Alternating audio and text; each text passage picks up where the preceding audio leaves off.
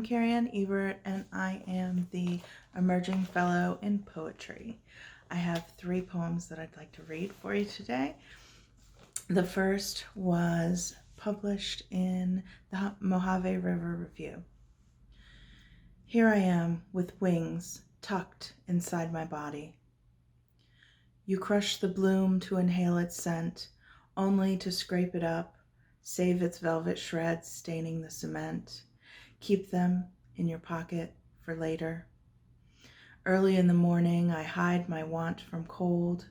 Here I am, sniffing the remains of the shirt I used to practice my stitching. Here I am, pressing remains of self-bought flowers, the need to measure something a little more slick on my skin. At night, I crawl under covers that smell of muscle rub and lavender oil. I digest myself, dissolve, slow as a heavy frost, the weight of its tread on the small of my back. I dream before I fall asleep. Clouds thick as the wave of your hair accumulate at the base of my neck. A glossocoprina, the grease moth, attracted to light and sugar, feeds on grease of decomposing bodies and butter. Forensic scientists find it useful in their work. What if I lose myself flying farther into the wind? Here I am, clinging to the underside of a branch. This next poem was chosen by Ian Halley Pollock for the Sandy Crimmins National Prize in Poetry, sponsored by Philadelphia Stories. It's called Milk Sickness. A mother worries as her children sleep. Sometimes I see snakes in a milk pail, noisy tumbles of coils and scales. I lie awake, steeled, vigilant, absorb the discord of writhing bodies in my opaque world. I wonder if they know they swim in sacrifice. Maybe they think it's water edged by meadow. Maybe they dream the spinning of their skins will loose them to catch the scent of mouse or egg in a dreamscape of venom and froth.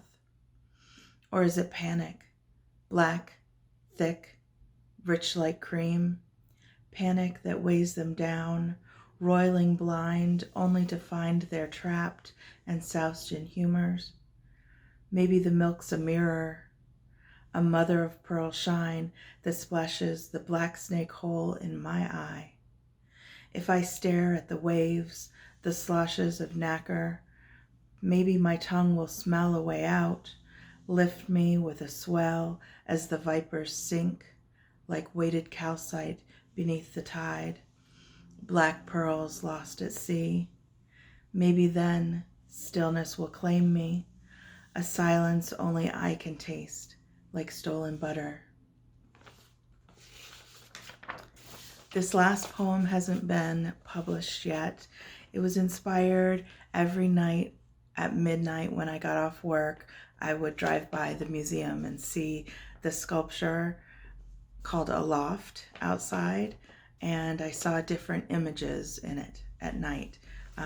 So I wrote this poem.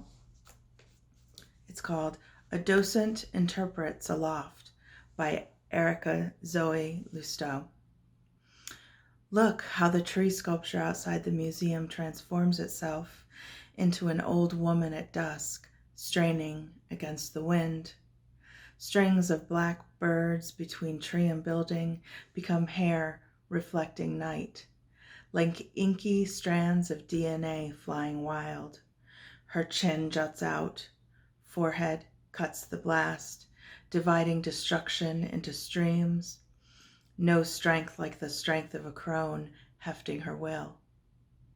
Witness the bird strung up by wire, tree to building to lobby in long echoes of lines, little ones dark as a mother's eye smudge, mottled by migration and despair. Small children caught in the gale fall into queues, absorb the ligatures drawn through their spines. Notice their mother, separated, held back as they fly, carried away on the waves of men's breath, whispered without regard for their wings. Consider it now from another perspective. The woman disappears without a trace.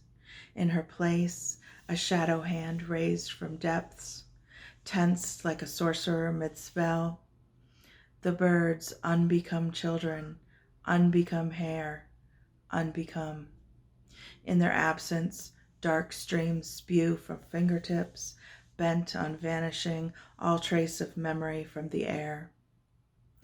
Observe the final view in moonlight. Silver tree standing ghostly and still, revealing its metal.